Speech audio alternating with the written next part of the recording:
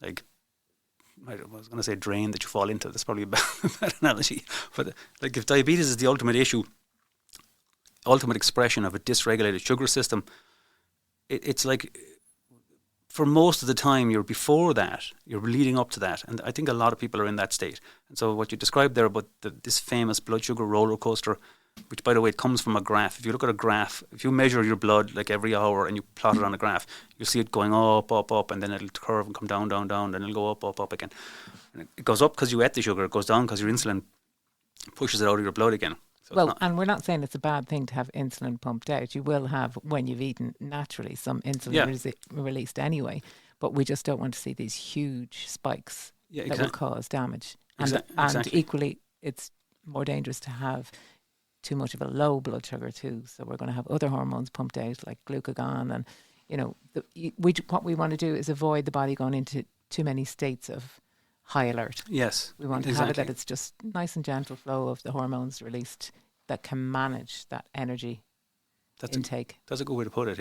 Yeah. So in a normal healthy person, if you plotted their blood sugar, you'd see it kind of going nicely up and nicely down, but within a certain error bars, in a certain range. And the roller coaster is just, the range is just gone beyond the range. It goes way up higher and way down lower. And both the high of the blood sugar and the low of the low blood sugar, they're actually both alarm states for the body. And a lot of people are in that thing all the time. So they're constantly wearing their body down, like the cells aren't regenerating. The fuel is there, but the energy is not there. And we might be describing concepts to people that they may never have heard of before, but I suppose they'd recognise it in terms of signs or symptoms that they might feel. So if anyone in particular is, trying to get through their workday and they're feeling that they always need that drive to have some caffeine as a pick-me-up, or they get into the 3 p.m. and they're feeling exhausted, thinking of having a nap, or they need a pick-me-up in terms of a high-carb food or, bar of chocolate or something like that, or equally they're feeling hangry. Yeah. Hungry, angry, kind of, irritable with people, that kind of thing. So they'll recognise it in their behaviour.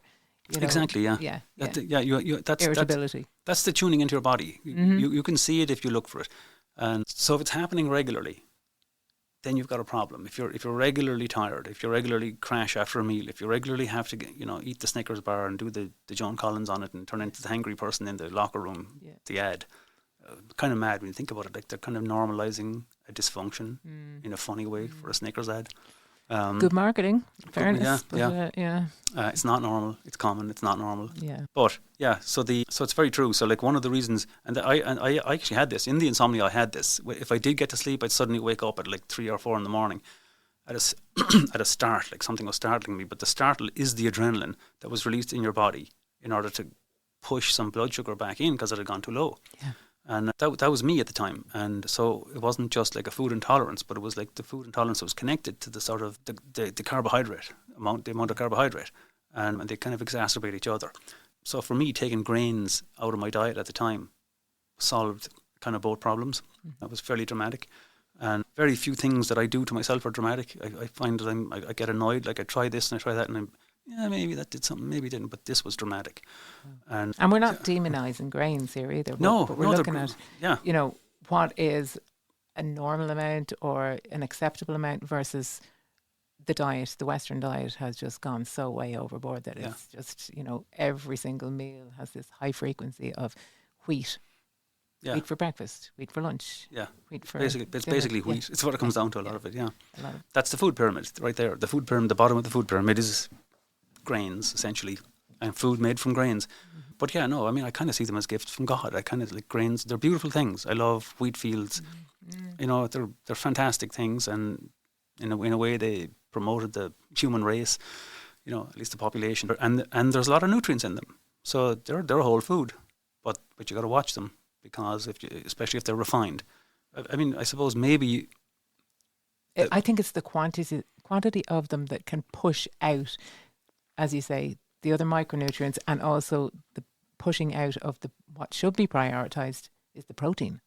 Yeah. So if we start to, look at it from the point of view of what do you need fundamentally at every single meal, you should have your protein. You should have your protein. So if we start to focus more on that and get that as your anchor on your plate, then everything else can kind of find its place around that. Yeah. So it's not that we're about deprivation and telling people that food is good or food is bad. Yeah. It doesn't have any morality no, basically, yeah. at the end of the day. But we want to ensure that at least the foods that someone's taking in particular at a time when they're talking about fertility, we want to ensure that it's the highest nutrient load. So you're looking at your proteins, you're looking at your essential fatty acids, you're looking at the fibres and the other essential nutrients in and around that. And if you have far too many carbohydrates, it pushes those out. Pushes them off the plate, so to speak. Yeah. That's exactly it. You just reminded me there that I said there was one common food that's a junk food that people don't realise. You mentioned the essential fatty acids, but the fat, or more particularly the oil. Toxic oil. Industrial seed oil. Oh, yeah. That was the one, that's probably that's the one thing that I would look back and go, my involvement with the Weston Price Foundation drove that into my mind. And if they hadn't, I don't know if anybody else would have. They drove it in so effectively into my mind because of the way they taught and the way they showed how it worked. That's one thing I'm hugely grateful to them for, because everybody misses this. But basically, what we call vegetable oil in the supermarket, the yellow oil in the Tesco bottle or the Mazola or whatever, different brands, but like it's essentially like processed seed oil is what it all is, or sometimes corn. That's a seed too, but they call it vegetable oil. There's no vegetables in it. No. But it's like the processing of it destroys any goodness that's in it. And it's kind of sickening, actually, if you watch documentaries on how it's actually done. As foaming, defoaming, degumming, superheating. Winterize. Yeah, chemicalizing the whole thing. And actually what a lot of it boils down to is like, why do they do that so much? They do it so much because if they didn't do it, it would smell so rotten in the bottle you'd never taste it. You'd never take it. And for shelf life, and it's essentially got an eternal shelf life. But everybody uses it. Everybody with a small e. Everybody uses it. It's in all the fast foods, restaurants, foods cooked in it, drenched in it, baked into it. It's in bars that you buy. It's everywhere. Salad dressings. Everywhere. Yeah. And Dr. Kate Shanahan has actually written a book recently that addresses toxic oils. Very good book. She wrote the book Deep Nutrition. Deep Nutrition. Well. That's her. Yeah. That was a great book. Oh, Dark Calories. That's the name of the book. I must get that. I loved her Deep Nutrition book. That was great back in the day. But just off camera there, you were saying that Weston A. Price didn't endorse her book. Yeah, it's kind of a minor point, but like I can't remember exactly why. But so at the point, Weston Price endorses the foods that Weston Price himself found to be the main thing, right? So, for example, he didn't find chocolate to be the main thing, so they don't endorse chocolate. But do you know what I mean? People eat chocolate. They do. It's stuff like that. It's kind of like you've got to have a little bit of sweetness in life. Yeah. Well, they have there's sweetness, all right. That's kind of a minor point, but it was just a bit. It was like, oh, they don't endorse her, and it was a really good book. But what was I talking about before that? The seed oils. Yeah.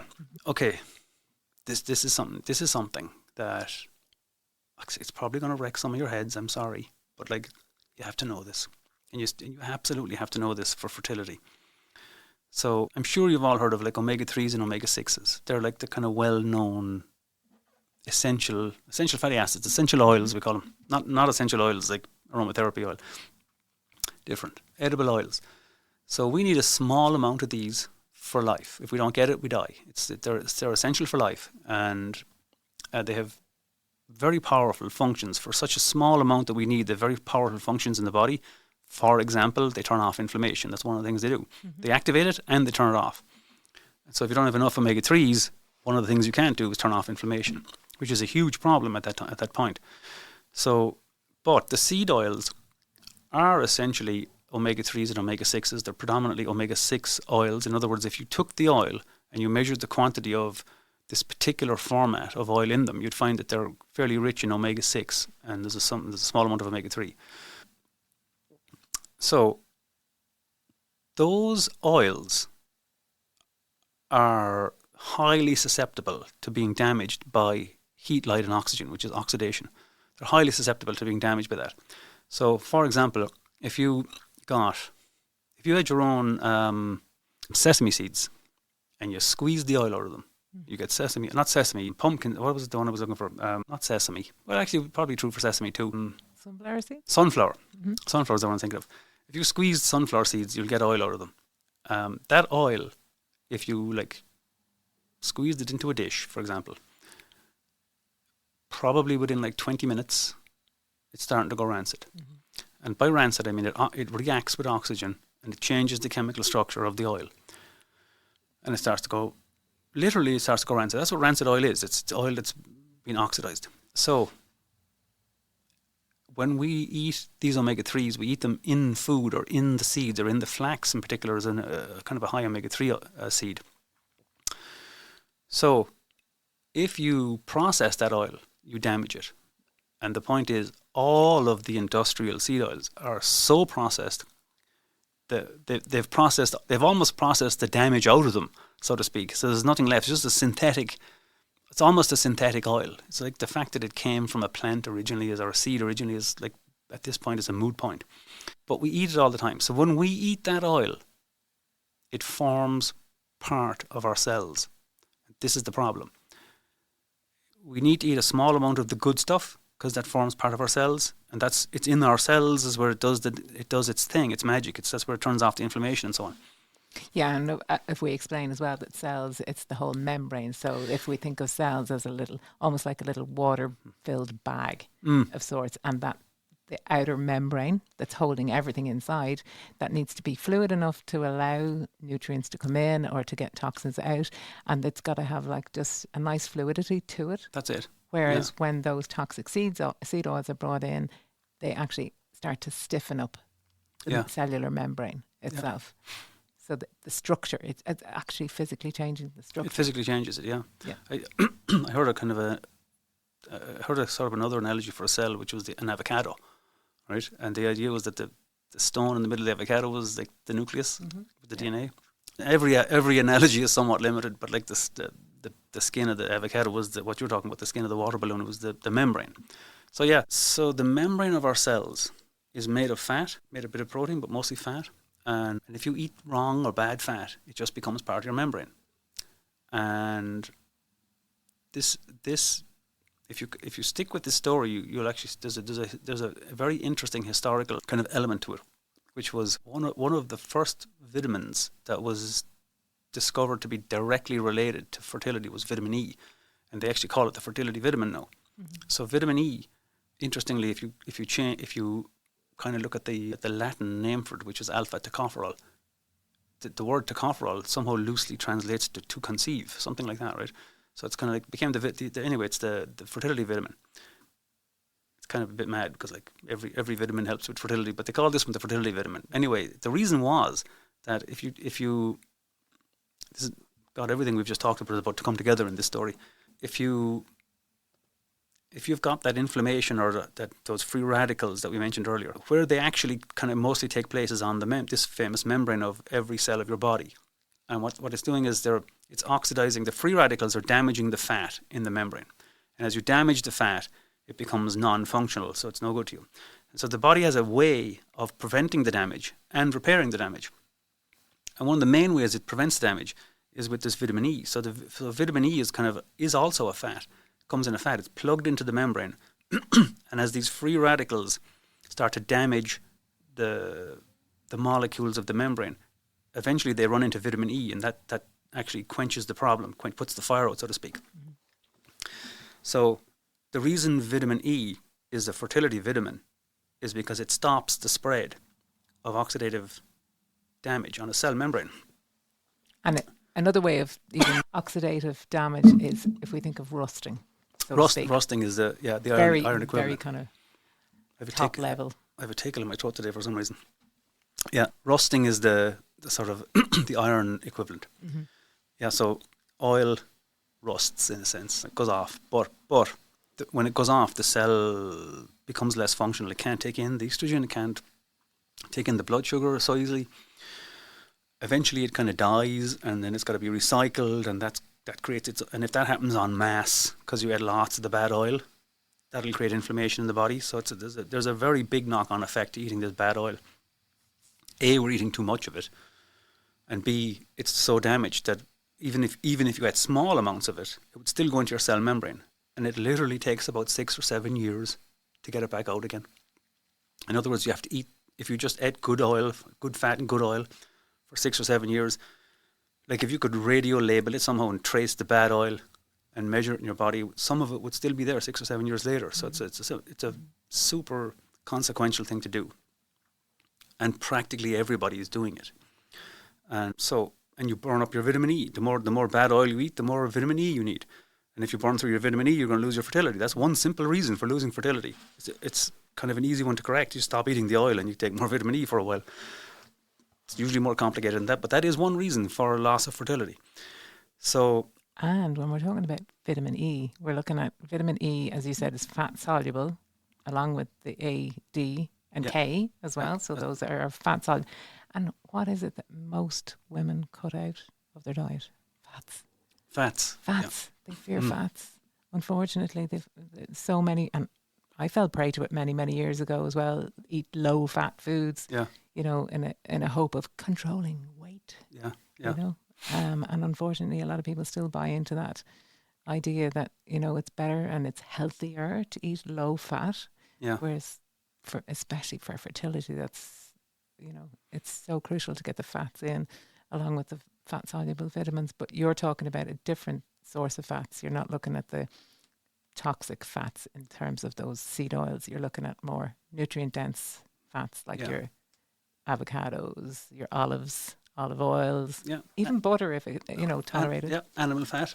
And like well raised healthy animal fat is a good source of good fat. But it's true. It's like because of weight loss and because of kind of thinking about it in terms of just calories. In that light, it actually makes sense. If you want to lose weight, lose calories, well, cut out the fat because that's high in calories. But from a nutrition point of view, it doesn't make sense because in the fat, and this is again, forget about bad fat for a minute. Sorry, it just dropped out for a second. Okay. Yeah. So the bad fat, if you, oh God, this is like this needs to be unpacked because in the mainstream, the fat they refer to as the bad fat is the animal fat. I'm just after telling you that that's the good fat. So there's a conflict of beliefs, if you like. There's a conflict here. And again, I personally would have to credit my involvement in the Weston Price Foundation for driving this into my mind because this is such a big thing. They're so kind of, if you like, fanatical about teaching this very point that otherwise it's very hard to get it past your mind because it's like the entire system is telling you, no, fat is bad. And there's Weston Price back in his day documenting. Remember I said they sent the foods back from all the places that he visited. He measured the fat level and the vitamins in the fat back in his lab in America. And he could see the rise and fall of the fat, not just the fat, but the minerals and the vitamins in the fat as the seasons went on, and basically kind of realized that these healthy populations are sometimes eating like 10 times more of these nutrients than in the West, like 10 times, and not just a bit more. And way more B vitamins, way more minerals, way more fat-soluble vitamins. It was kind of amazing. It was kind of like, and it was consistent. It was consistent across different cultures and different foods, no matter what, whether it was like the Inuits or the people in the Gaels out in the northern Scotland, whether they got it from fish or animals or butter or wherever they got it from, they were consistently eating like way more and they were healthy than the people who weren't. So it was like something wrong with the story here about cutting back on fat. So when you cut back on fat, you are also cutting back on the vitamins that are in the fat. And they're actually the thing that, they're the intrinsic sort of regulators of your hormones and of your appetite and of the things. So that's the problem with low fat food is it's not so much that the calorie idea was wrong, because you have to cut some calories if you want to lose weight, but it's like you're choosing to eat an inferior food because it's lower in fat, or you're like eating processed food but it's just lower in fat, and everyone's it's low fat so it's fine, but it's not. If it's processed, forget about it anyway. But like, even if it's whole food, it's like, well, if you're going to have toast with butter, well, you're better off having the toast without the butter. It's like, oh man, you got that one back to front. Yeah. It's like the toast is so ingrained. Yeah. Pardon the pun. It's ingrained, exactly, yeah. And for God's sake, like, don't replace it with margarine. But I think there's an utter fear around then embracing fats for a lot of people. You know, it's certainly maybe my age group and upwards. Now I'm obviously Tell showing the my truth. age. I'm 50, almost 51. But certainly from anyone from my era, we would have been brought up on that low fat, and we would have seen it possibly with parents over the years, you know, that coming through the 80s or whatever, there would have been this whole, you know, turnover to slim fast and, you know, Slim all fast. these various I remember the Slim nightmare, Fast. low Yeah. low fat and low carb and all kinds of diets and everything else. And I think it's very hard to change the mindset. Yeah. Once again, to feel the freedom to actually say, no, I'm actually going to use these nutrient dense foods, even if they are a higher energy density as well as nutrient density, you know. Yeah. And people will find then when they feel satiety Yes. with the protein and the protein fat that comes from animal foods or other fat filled foods, they then actually naturally start to lose weight. Yeah. And the body composition changes dramatically. Yeah. It's quite profound if you get it right. Yeah. So you have to, like, you're trying to do a number of things. Like, so if you just take appetite alone, like, the appetite control system in the brain is complicated, but it relies on hormones, and that's and it's ultimately taking a measurement of your energy. Mm-hmm. So we're looking at what people might know now as leptin and ghrelin. Yeah, you know, and insulin, and insulin and as well. cortisol, and they're all related to it. And so GLP-1. yeah, Should we say these are nerd we comments. naturally make GLP-1? We want to encourage that. Yeah. So we have ways of, your brain has a way of knowing when it has enough. Now, so if you cut out the nutrients, if you don't eat a nutrient dense diet, you're kind of depriving the brain of the ability to sense what it needs, and therefore your appetite can go wrong. But even if you do eat like a nutrient dense diet, after, let's say, after 10 years of 20 years of 30 years, 40 years sometimes of not eating nutrient dense, if you suddenly start eating good food, it doesn't automatically mean that you're going to fix your appetite system because of the other stuff we talked about, because of you could have like set off other fires, so to speak, in your body. You could have lots of inflammation. You could have an immune dysfunction. You could have, you might have an autoimmune thyroid problem. All of these things, your pancreas could be kind of inflamed from producing so much insulin because you're insulin resistant. These are like cascade effect. It's a cascade effect, and it wouldn't be fair of me to say that food can solve all of that, but it kind of can in some people. But you probably need some extra help. But you still need to. Again, you're going to need to fix the foundation, and then whatever's left is easier to identify and fix, even if you had to use medicine. So it's like, the appetite system is,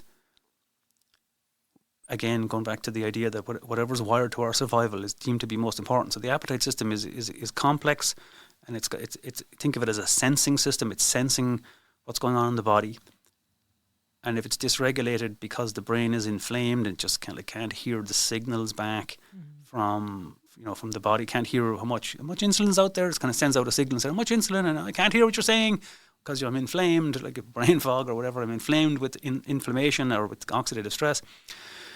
Even if you're eating the right food, that's still not going to autocorrect itself. Sometimes you might need literally medicine, whether that's herbs or whether that's like fasting for a while, which is a type of medicine. You could think of it that way. Some way to kind of reset the system, then you can kind of bring it back online. But it definitely is possible. There's a point of no return for a lot of people, but it's definitely possible to bring it back online. And that applies across the board, not just to fertility. It applies to diabetes, thyroid problems. Ultimately, they all kind of boil down.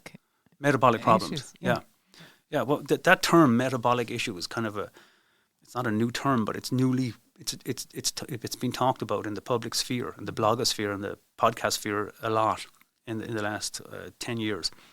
But it's like, all it really means is how the cells are functioning. So your cells are metabolizing food, and if you really strip it down, it's talking about the thing we keep talking about here, which is the mitochondria producing energy. That's really where the hub of the metabolic activity is happening.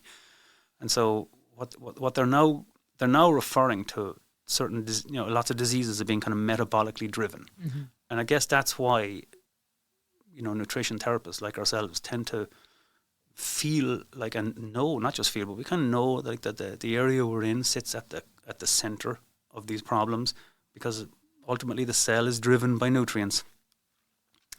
And the nutrients are trying to manage the energy, and the energy comes from the macronutrients.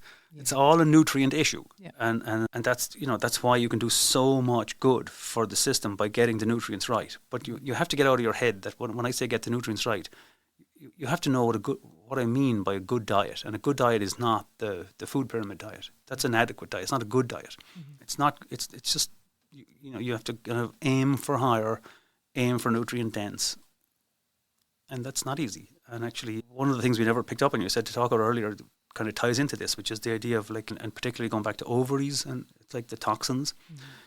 So there's the body is going to sequester any toxins within the fat.